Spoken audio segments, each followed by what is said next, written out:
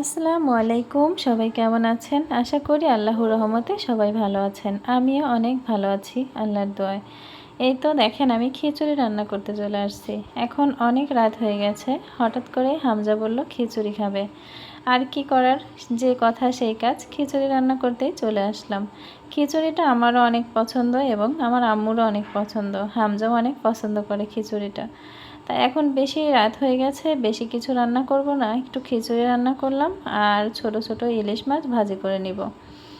তা যে কথা বলছিলাম, আমি চ্যানেলটা খুলেছি অনেক আশা করি আমার ভাই বোনরা আমার পাশে থাকবেন। আমি সেই আশা নিয়েই আসছি আপনাদের কাছে, কারণ নিজের না বলা অনেক কথাই রয়ে গেছে যেগুলো কাউকে বলতে পারি না। আস্তে আস্তে আপনাদের সাথে শেয়ার করব, কারণ আমার জীবনের অনেক ঘটনা, অনেক কাহিনী আছে, আমি আপনাদের সাথে শেয়ার করব ইনশাআল্লাহ।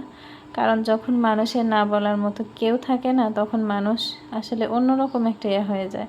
তাই ভাবলাম আমার ভাই বোনদের সাথেই আমি শেয়ার করি আমার জীবনের কথাগুলো।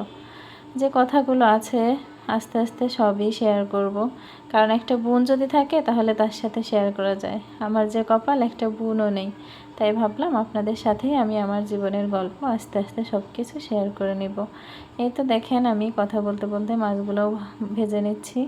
এদিক দিয়ে আমার খিচুড়িটাও হয়ে গেছে। দেখেন কালারটা কি সুন্দর হয়েছে। কেমন লাগছে আপনাদের কাছে অবশ্যই কমেন্টে জানাবেন। আর আমার পাশে সবাই থাকবেন। এই যে আমার মাছ ভাজিটাও হয়ে গেছে।